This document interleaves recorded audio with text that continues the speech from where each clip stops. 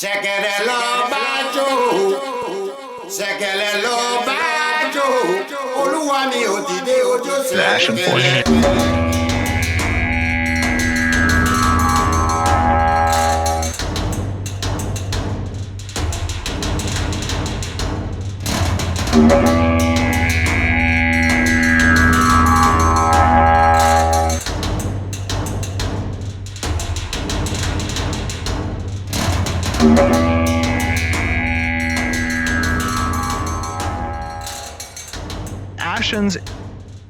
The Ashen Forge. Hello and welcome to the Ashen Forge. I am Phantom X, joined as always by Diggs and the legendary Neurotoxin. How's it going? Cheers, everybody. Welcome back. Yes, we took a break last week. I totally forgot it was WrestleMania weekend, so I spent Saturday and Sunday watching wrestling with my kids. It was actually really good WrestleMania. I've watched wrestling since I was 8. I don't know, way back, Macho Man, all that, right? way back. But yeah, we are back. We actually have a lot of stuff. I think there's been a stream, and which was the Carphin Tower kind of playthrough and some questions.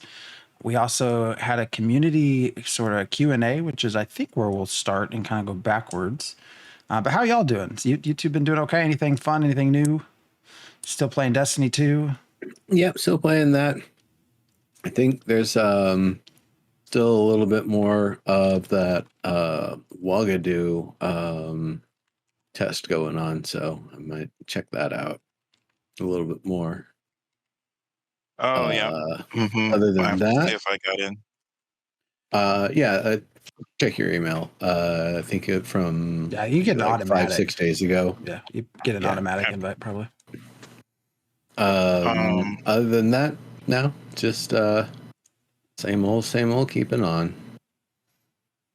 I've been still playing World of Warcraft Dragonflight, and of course, since I'm a language guy, I'm learning the new language system. So, new language system. What's that? Yeah, it's for one of the NPC races. You do a bunch of quests and gain reputation, and it gives you some, lets you speak their language, basically. So. Cool. They give you any sort of benefit, or is it just more novelty? Just more to say novelty, but it gives you some extra quests, a new quest line, and this is a cap, so they're just it's a new max level content, and then it's just fun they were speaking gibberish before, and now you can understand what they're saying. Cool. Yeah, I'd imagine they're going to build on that over, additional expansions. Yeah. So it's just fun getting new content. I think it's season 2 or something like that. Or I don't know. They're doing. They're having. I think they have like 4 chunks of expansion, little mini expansions for this year. So they're called seasons. I think so. But yeah, that was New World, right? That they have that too. Yeah. So you're saying that this year there's 4 seasons? It's like sections, 4 little sectioned updates in the schedule, and I think we're on the second one. So yeah, this is for the Winterpelt Furbolg, is the language that we get. But well, cool. Yeah, it's kind of fun. Yeah, I haven't touched it since I opened the collector's edition and decided to try it. I don't know, just the itch is for something new, something different. Yeah. And I would like to, I might still do it before this week is out. I have to check on Lord of the Rings online. We should, again, find some time to play together, but maybe. Yes, I did log into that Saturday, maybe. I think it was Saturday. Just did some stuff down in Moria and turn it back off. So I lost my house, but it foreclosed on me. I did not set enough money aside for long enough. It's fine. I hadn't really decorated it or anything. So Well, we have a guild house. I want to put some money into that, but I just have been playing too much of World of Warcraft lately. Yeah, I'm pretty sure we've been saying we should play Lord of the Rings online together for about 3 or 4 months now. At least, because it was supposed to be the start of the year and haven't done anything all year. And that's how far we've come. So, but no, this stream. So it seemed like actually a pretty good stream. It was long, hour and a half, all Q&A. Seemed kind of under the radar a little bit, like not a ton of advertising for it. At least I didn't. Maybe I'm just disconnected, but I think I saw something at the end of the other stream. And that was sort of how I knew it was even happening. I don't even know that I got pinged in Discord. They announced it in a whole lot of places, but I suppose still could have missed it. Yeah, I heard about it through the live stream and through the live dev stream, and then I got the ping from the Golden Feather Tavern. So I watched it through them versus their official channel. Yeah, so for those who didn't get to see it, it was Chibi Brie from the Golden Feather, Richie SH, and Submerg from Ashes Pathfinders, all folks that have been doing this like us for quite a while. I think Pathfinders has like several hundred episodes. I don't even remember. Yeah, I think am I like 400 or 500 or something? I think they go every week. And then of course the Golden Feather. Actually, were you on the Golden Feather at some point? You were on something in the past. I've been on both. Yeah, so been around for a long time. Actually, some pretty good questions. I think some enlightening things. I don't know if you all had any thoughts just from the top of your head. I mean, we certainly can go question by question down the row, but I don't know if anything stuck out. I think this is the first time they talked about, and this is actually not about the Q&A, but the Carphin stuff. The first time they talked about and disclosed anything about this blood magic, this corrupted, different sort of corruption that's not the orange with the floating crystals kind, and kind of talked about how all of their different elements, their different magic types have their own kind of colors and styles and shape language and stuff associated with them. He named a couple others. I think Chaos was one of the ones on the list. And then the what was it, Divine and Arcane, and there's a lot. Elemental or something. Like he didn't even go through them all because he said there were so many. So that's pretty neat, because that makes me wonder what classes and to what extent players will be able to access any of those different ones, or which ones are going to be like player only. For example, there was the whole part about coming over from Sanctus. It would have been a big no-no to have learned and been able to practice blood magic. That was just something that you wouldn't even be able to probably have access to for the most part. So it's something that is like you're going to have to discover it if you want to be able to access it, basically. So that's pretty cool. Like that, there's very interesting implications, though it does come with the risk that you'll be getting that increased blood magic corruption, and they didn't disclose what the effects of those might be. I mean, other than probably hurting the server. There's no magic on Sanctus, so I don't know how you would be able to study any of it there. We have to rediscover all of it, I would expect. There's magic. There's essence. There's therefore magic.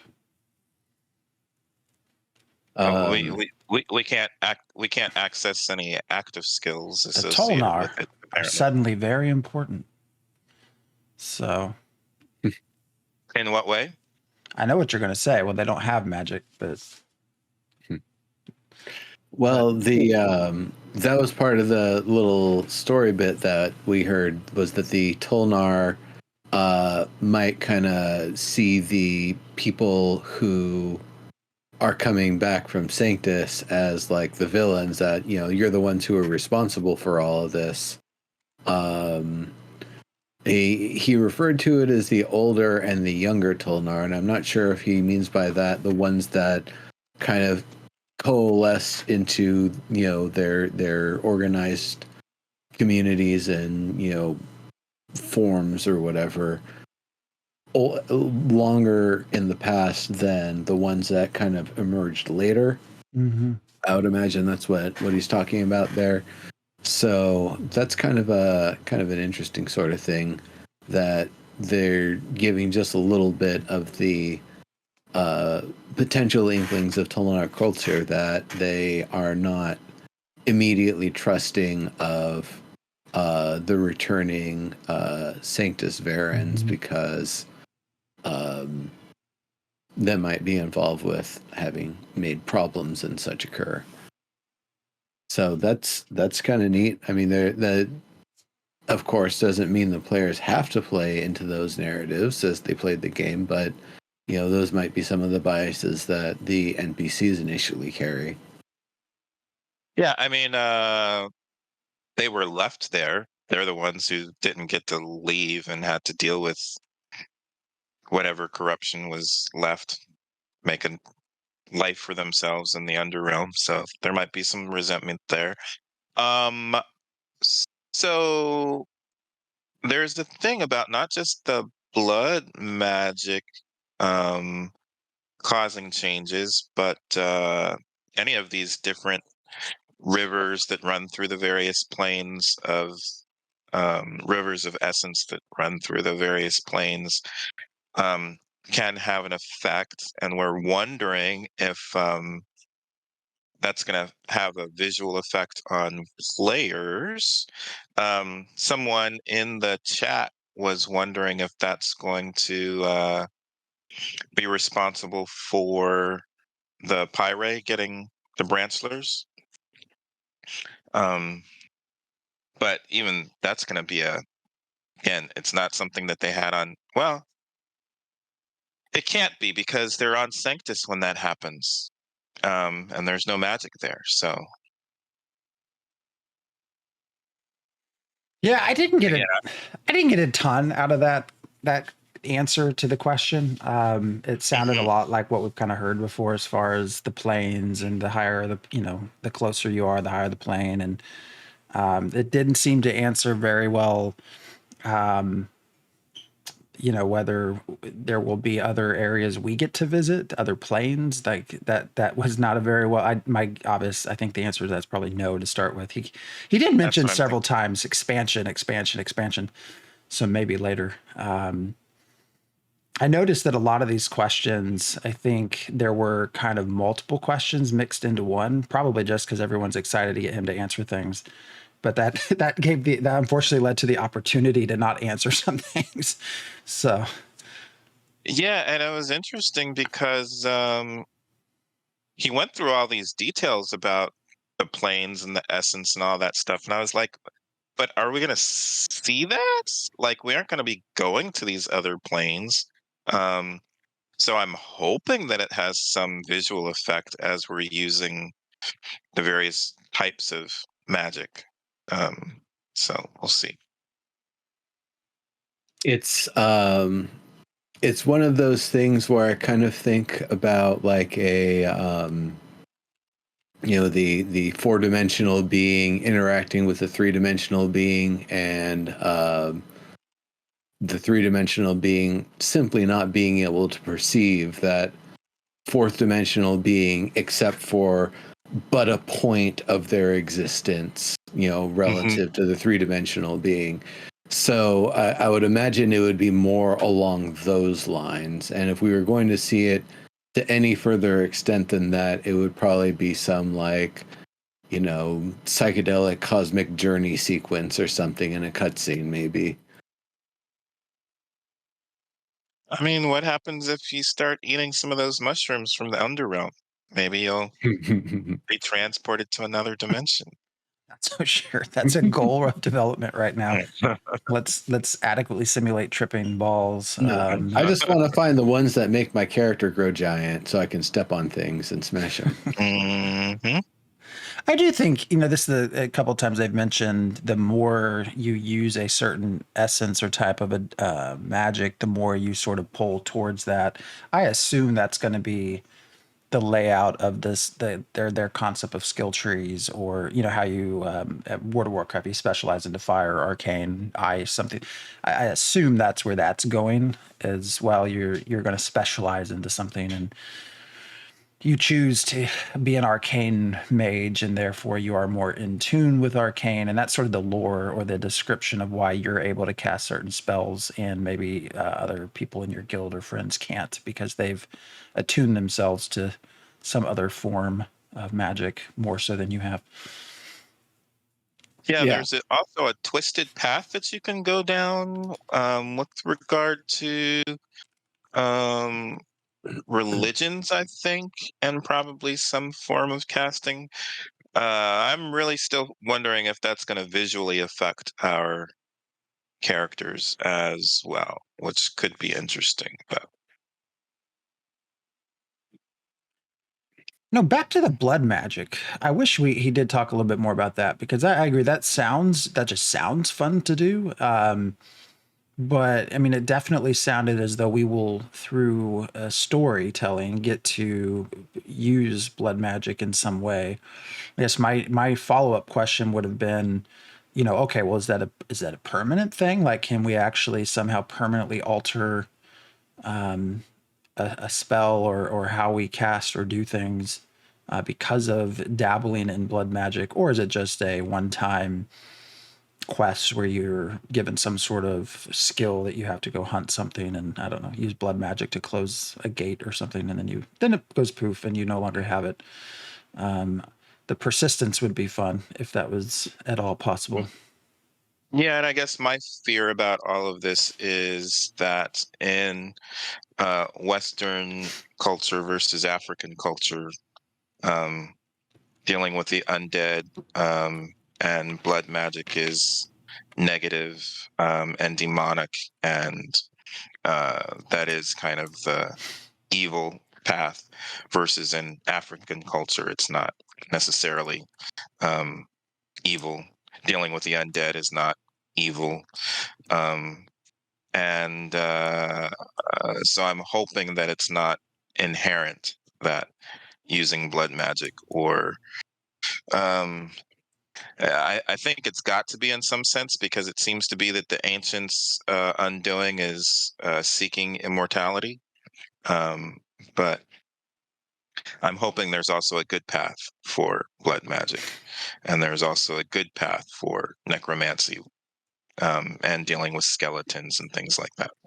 So that's just, well, in regards to necromancy, I wondered after replaying that conversation in my head, how much of this was maybe it's not everyone gets to experience blood magic, only the necromancer sort of a combination, and in order to obtain that skill or something, you have to actually go through a quest line, which I would not be against. I actually that was one of the, I think, more interesting parts of EverQuest 2 when it first released, was in order to specialize out of your primary initial class, you had to undergo, training and actually pretty difficult quest in order to specialize into whatever came next, which was an interesting thing that I did not dislike. They put in a lot of steps, now that I think about it, that sort of today would be considered, what? Why are you not letting me just have it? I want to be a necro, so give me what I want. Because also, even to get to one of the, the earlier zone or mid zones, there was one called Enchanted Lands, and actually Zek too. And if you wanted to get on a boat and go to one of these other continents, you actually had to go through a instanced battle, kind of on a boat while you're traveling. And if you were unsuccessful, you did not get to go to the new zone. You had to go back and try all over again.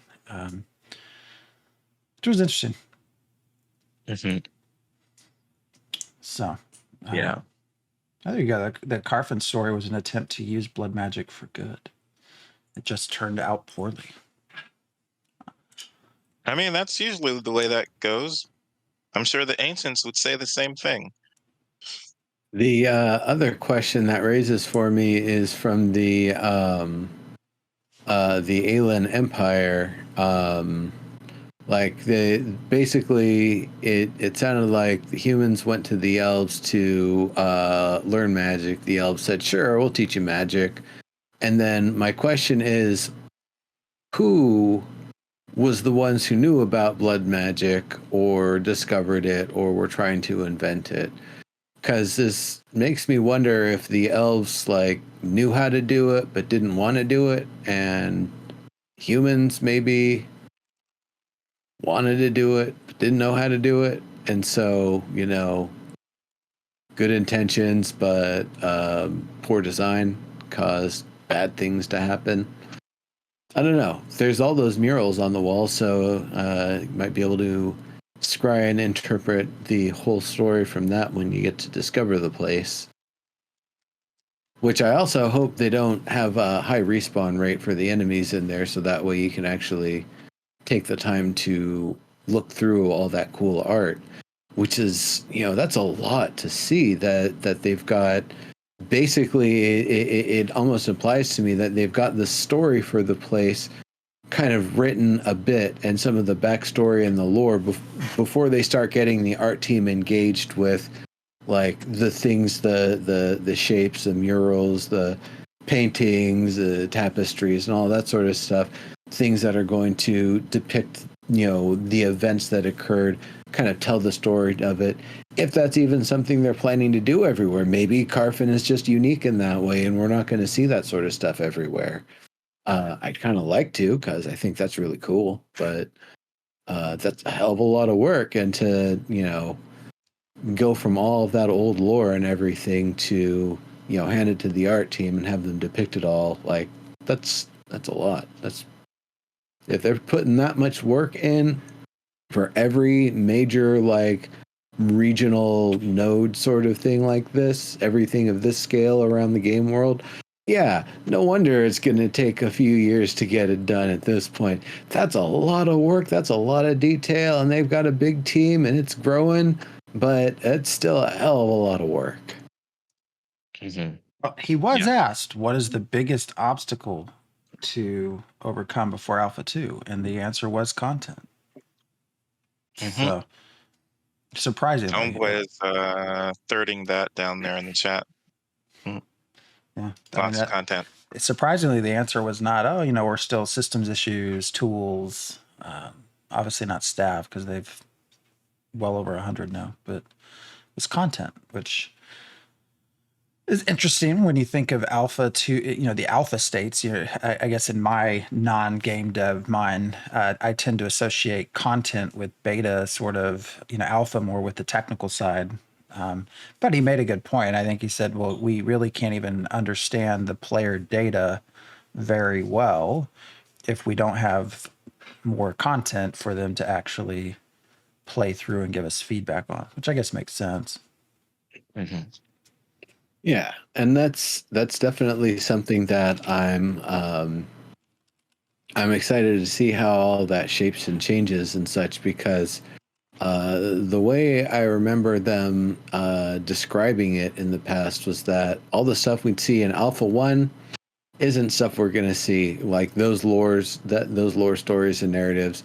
Everything in Alpha 2, maybe even all the way through Beta, sure, we might access Carphin and some of its elements. We might access some of these places and some of their elements, but it might not be that they actually show us the real like story versions of them until day one. That's the understanding that I've got. So that's it's just as much like making all of the narratives and all of those sort of things for the stuff that I don't want to say is throwaway. It better not be. It's got to be good and fun, but something that gives enough engagement and enough content that players will be able to give feedback, not just on the first time these things occur and how they occur and when and why they occur, but the different variations on how and when and why they occur and how those impact things differently. One wipe after the other. By the way, people, Alpha 2, there's going to be wipes. Guaranteed. Don't you worry. I got you on this one. You could put an insurance investment on this one and take it to the bank. They're going to be wipes. Yes. And they're going to be meaningful wipes. Yeah. Yeah. And then he obviously, the other thing I got from that is he's, I think, getting frustrated by all of the comment to when is Alpha 2. I don't want to see anything but Alpha 2 this, Alpha 2 that. I think he's clearly a little bit frustrated by the process. So it does seem the approach might be different. That's one thing I took from a lot of the sort of global answers to the questions. I remember when we had him on, I don't remember if this was the first time or the second time, but we had asked about crafting. It might have been the second. I don't remember now. And there about if it would be an Alpha 2, and there was sort of this response that yes, we won't do Alpha 2 until those systems are all in place. Until that's all in place. And that's why I've always, my measuring stick for Alpha 2 approaching has always been, have we seen anything crafting related yet or not? And if the answer is no, we've not seen a stream on any basics of crafting, then we're a ways away from Alpha 2. I'm not so sure that's the case anymore. I agree with T-Elf in the chat that the release is probably maybe even up to 4 years away. But the what I got from a lot of these questions was, well, we're going to probably start Alpha 2 with just a little bit, and we'll add more over time. We'll bring in more content, we'll bring in more continents, more zones, more races, primary classes, secondary augments, like all of that will be added into testing over time. So I'm a little bit more on the positive actually that Alpha 2 might start sooner than we think, within the next 3 to 6 months potentially, but it's going to last a very long time. That Alpha 2 will go on for quite a while as this stuff is sort of brought on board. The only reason I shy away from 3 to 6 months is because in another question, he was asked about Unreal and whether they were ready to say we're done for now with updates. And he said, oh, no. We're still going to be updating. We're just waiting to see what's coming next. That makes me a little less sure as to when we will get our hands on a client to test. Well, he said in the March live stream that the plan is to do internal testing at the end of the year, beginning of next year. So probably Alpha 2 is going to be beginning of next year rather than end of this year. But that's what I was thinking, just kind of thinking back to our thoughts on the same subject last year, that there's no way they would start in November or even October, because then they're going to have, that December season where they're going to want to be taking a break. But if it's all hands on deck because Alpha is going, well, that's kind of a rough situation. So yeah, starting earlier next year would make sense. And so that way, when it does get to more like the December holiday season, it's not going to be like a mad dash of players mashing the content super, super hard. It'll hopefully be maybe a little more evened out by that point, and they'll actually have the time and resources to be able to take a little vacation at the end of the year. It's the smartest way to go in any case, because that was the bane of EverQuest Next, is trying to keep an alpha playable while you're developing the game. And that's going to cause some massive burnout around the holiday times at the end of the year if you're trying to keep that alpha playable and hopefully people go on vacation, and hopefully you're doing some developing at the same time. I mean, I kind of hope that they realize that it's a good idea to take a month or two off and let people regroup.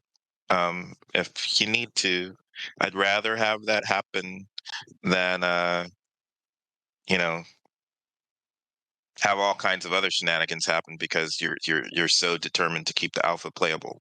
You don't have to keep the alpha playable 24/7. No breaks, only dev. No breaks for you. Mhm. But you won't By make the it any way, faster if you don't take a break. I think I've been hearing that Activision Blizzard is getting sued over um because people wanted to start a union or something like that, and I think some of that is over hours. So definitely when I was working there, we worked a lot of crazy hours that now illegal to work. But I mean, they were probably illegal then too, but who was going to stop them? it was fun. I was young and had energy. I don't think I could work those hours now. But yeah, so I think an interesting thing, speaking of content, is the mention of lakes and maybe rivers in the Underrealm, but no oceans in the Underrealm, and therefore no ships. I almost want to say no naval content, but it seems to me like you would be able to have some kind of boats, maybe not ships. If you have a lake, you should be able to have a boat, I would think. I don't know how big those lakes are then. Um, but yeah, it's kind of fascinating to me that there's going to be water in the Underrealm, but it sounds like maybe he's not expecting open seas content or something. Maybe he's not expecting naval caravans. But speaking of caravans, he was also talking about the Underrealm as a place that you would use to, did I understand correctly, shortcut travel to some degree? Potentially shortcut travel. I think thinking about when it had been talked about in the past as well, that it's a combination of the normal routes that you would take, the overland routes or overland plus water routes might be blocked or compromised, or with the seasonal change just having hit, you don't know where you can even go. Or that, yes, it might actually be a shortcut of sorts that, the path from, point A to point B, a few zones away, is, a big windy thing where you're going up and down and all around through, three different types of terrain, and just a big long slug. Versus if you go under, it's much more of a straight line, but you might potentially get cut off a little bit faster if people are actually going for it. How it'll actually manifest, I'm not entirely sure, and I hope that it manifests in a lot of different ways. Where sometimes it is the longer route, but there's just a low chance that people are actually going to be on those sort of paths for whatever reason. So that's yeah, I think it will be a little bit of a lot of different things for why people would go down there. Now, why there's no oceans down there, I'm wondering if that's more for technical reasons, or if like the oceans are only no more than a quarter mile deep all around the gameplay world, and everything under that is Underrealm. So it's kind of the thing holding the ocean up, like a weird, outer crust sort of thing. Yeah, it says there will not be the use of boats and vehicles within the water of the Underrealm, at least not for launch. So no boats either. That's just interesting to me. But yeah, ships I can understand kind of. Boats is a little strange. I mean, we'll have underwater mounts. I would guess we would be able to use those. Yeah, water Uh, mounts would be fine. but it seems to be a place for caravans, but um uh caravan travel, alternative alternate paths for caravans to take, which seems like that would have to be the case if there's an Underrealm metro or city, but we'll have to see what Yeah. that. Oh man, that's something that we really haven't seen much of at all. Is the concept, the size, scale, distribution, and all of that, and dimensionality of the different tiers as we would see them in the Underrealm. And I also don't know, and this is something that I hadn't even thought about, which now makes me feel silly in a different way, but I won't get into that. The idea that the tiers and the sort of going from highest to lower concentrations where your metropolis is, and then the bigger ones, and then the smaller ones, and all that sort of thing. Does that also include underrealm locations beneath, or is the underrealm its own plane of spheres of influence, and the upper area is its own plane of spheres of influence, and you could literally have a metropolis over a metropolis and have the Dutropolis going, and I don't know. Maybe if you both built up on science nodes that were well, no, you couldn't have them adjacent if it's a science node. That's true. So it'd have to be offset of you. Still, having like an underrealm metropolis very close to a surface one, that's really neat. That's a very interesting sort of thing to be able to develop and design that way. And if the players really made the concerted effort to do it, that could be pretty sweet. Yeah, Bochi Adjacent, says. but they don't exist in the same zone of influence. Thanks, Bochi.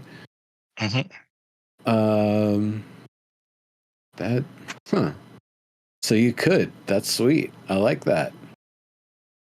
That's really cool. We also learned that the size did not really increase when they increased the size of the world, which makes sense because we know that most of what increased in the world was the ocean, not the actual landmass. So I'd be surprised if it increased really at all.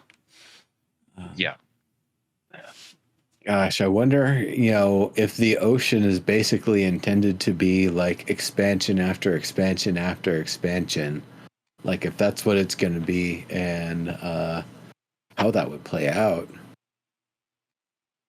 Because if it's all the open, your flag for content on the open seas on your ships or whatever sort of thing, it's going to be restrictive because there's still only a certain sort of people. It's like, nullsec in EVE Online.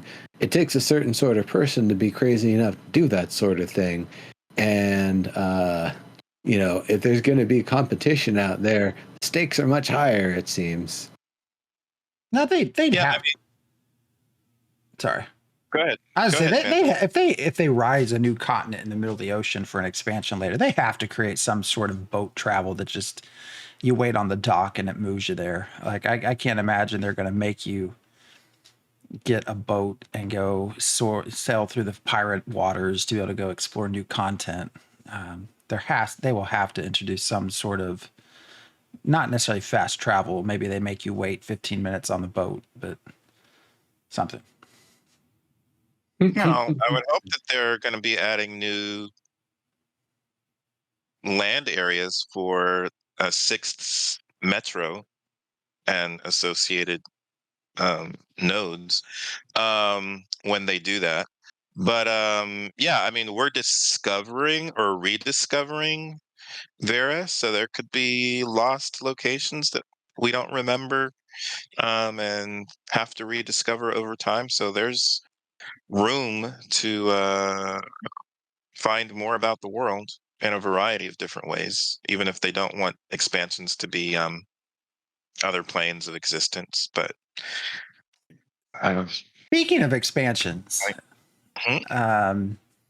there was a question, and we just happen to have a lore person in chat of when you have an expansion and if servers are supposed to separate from each other, like how does that work? How do you introduce storylines with expansions later on? And the answer that was given essentially was, the expansion, I think Timmy was the fictitious Timmy, that the expansion won't care how Timmy died, just that Timmy died. Thus, each server's route to the character dying doesn't really matter. It's just that this character died.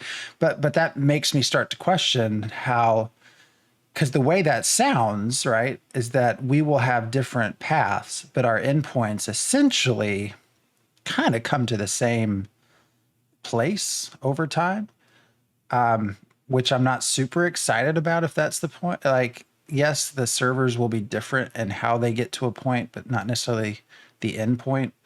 And in my mind, these servers were all just going to be different in their endpoints. So maybe that will get clarified later, but that was sort of how he put it, was that, well, there's this overarching story that every server will go through regardless of how they get there, which is okay. I mean, I guess it would be probably far more complicated to figure out how to do an expansion if people are just like way over here and someone's like way over here. But that kind of took a little wind out of my sails. Hopefully I just misunderstood him. Well, again, if you're adding new locations, meaning there's more land area and water area, I guess, for nodes, because we've discovered a new part of the world. It can all happen at the same time, and then those stories are still different. I mean, just because this king is died versus that king, or this server is more arcane and that other server is more chaotic, or more necromantic, um, that doesn't necessarily stop you from discovering more of the world. Yeah, like I said, hopefully I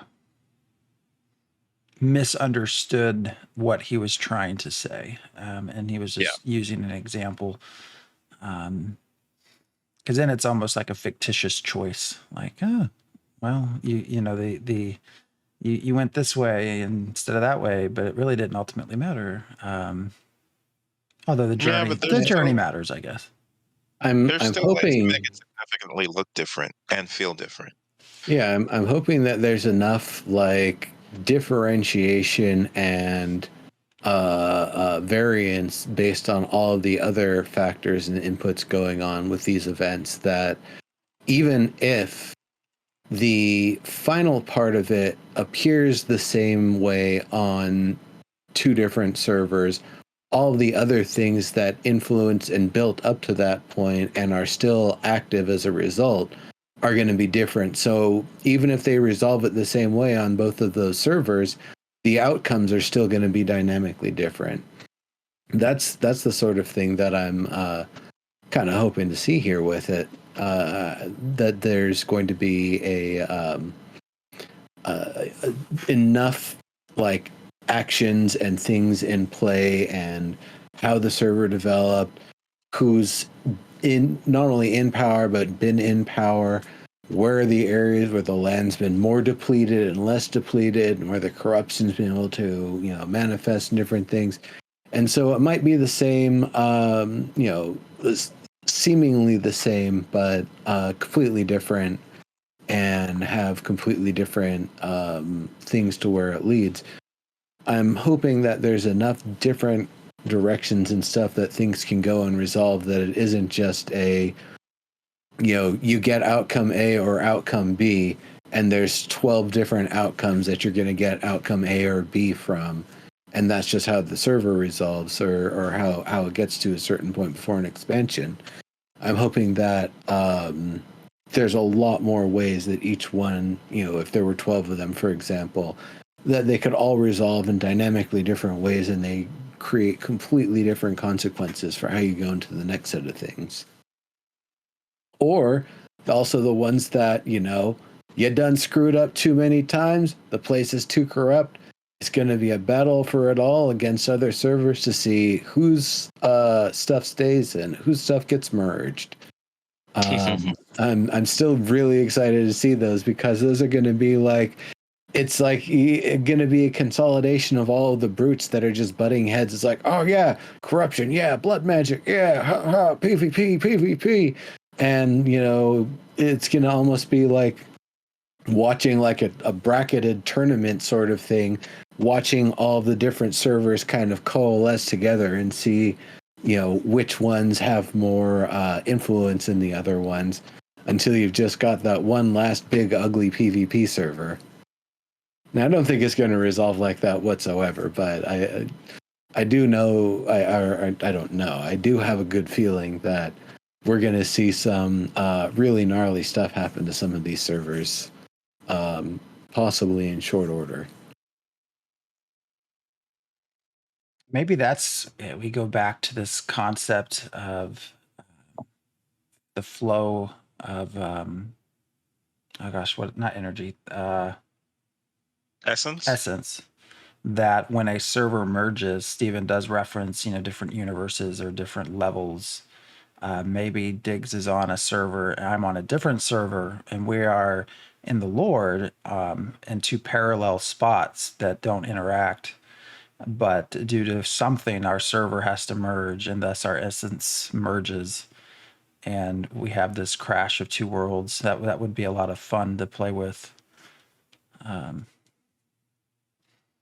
Maybe that sparks corruption or something, and everything that once was is now corrupted, and the two servers have to join together and fight it out and get back some foothold.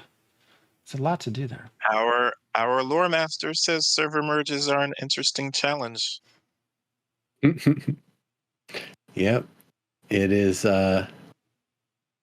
definitely an interesting concept to see how that will end up resolving. Or the other way it could resolve is that the stuff that's left is basically stripped back to a very bare state, and it's like starting on a new server, but you got to keep some of your progress. Oh, our lore supplicant. Okay. Well, we're starting to get towards the end of our time. There was one question I wanted to talk about, because we've talked about this quite a bit, and I had to kind of put it in the chat yesterday. I think I didn't really comment on it much, but there was a question I was happy to see about cosmetic skins in reference to freeholds, because again, there's been this constant question when Kickstarter the background when Kickstarter was happened, you could get freehold skins, but they were by tier 1, tier 2, tier 3.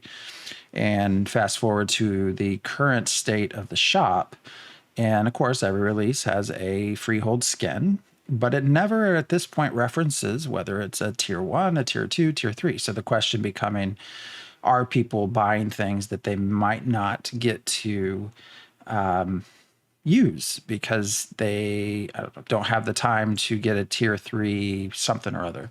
And the answer that was given, I did not enjoy whatsoever. It's a very long answer, and I would encourage you to go back and watch it if you have not, and give Steven the benefit of the doubt to his answer. The way I interpreted this was, well, the cynical side of me is, well, we're not really sure what we're selling you yet. We just are selling you this. We're not really sure what it is, so we're not going to comment on it, which of course raises the question, well, then why are you selling it like you are if you're not really sure what you're even selling? Because the answer boiled down to, well, freeholds will take a lot of testing. And as it is, actually in the chat there, I think it was somebody had posted something related to this question, but that the part of your freehold is dedicated to a house, and part of it is dedicated to a workshop or processing equipment. And, I think he said, well, it might be with testing. We don't do that. We don't make you have a house. So we don't really know what to call what we're selling you yet, which just has a lot of weird, just seems very odd.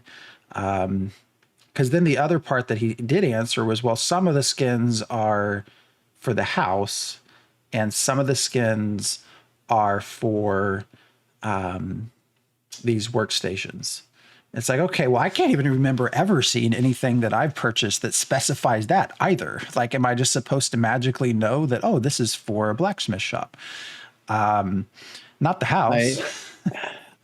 The way that I interpreted it when I watched that was, and I might not be right about this whatsoever, is that the house is what you're purchasing. Your maybe the tier of it or whatever is something that's still being figured out, and size and space, because some of those things are gigantic.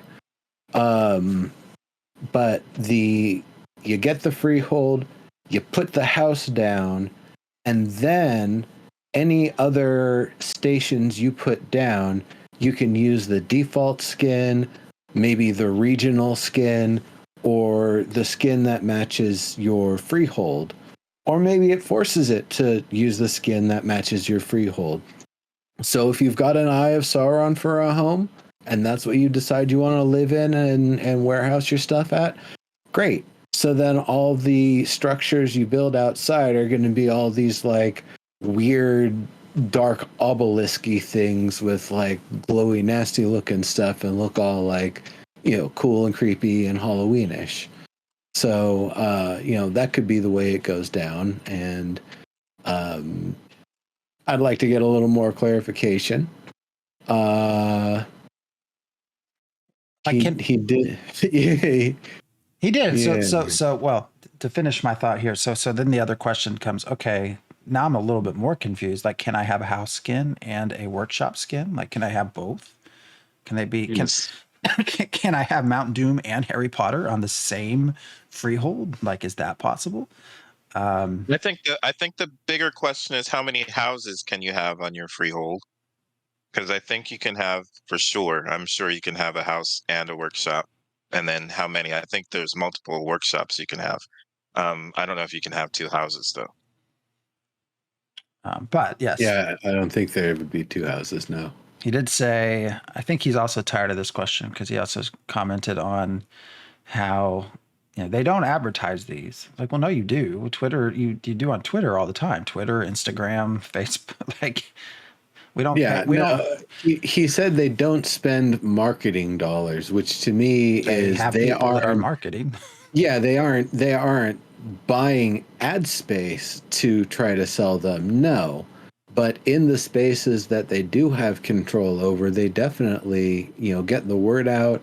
They have posts on the social media with a picture and a statement and a question on them to get people, prompt people to engage with it.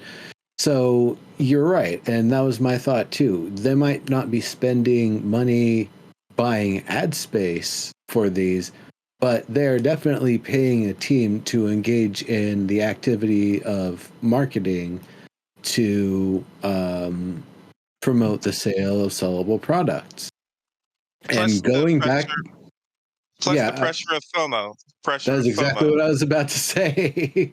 Is the fact that there's this, you're only going to see it once, and then maybe the Ember store at the end, you can pick up stuff that you didn't get that you wanted. Maybe. I'm not sure exactly what the final word is on that. I don't think that's actually the case. But that is definitely something that it's raised more questions for me in a lot of ways. I think in one of the last couple episodes that we had, I was even saying, I don't know, what clothing and what representation of the character do I have to have in order to wear the different skins? Can I be fully armored and then break my silhouette and shape language by wearing a skin?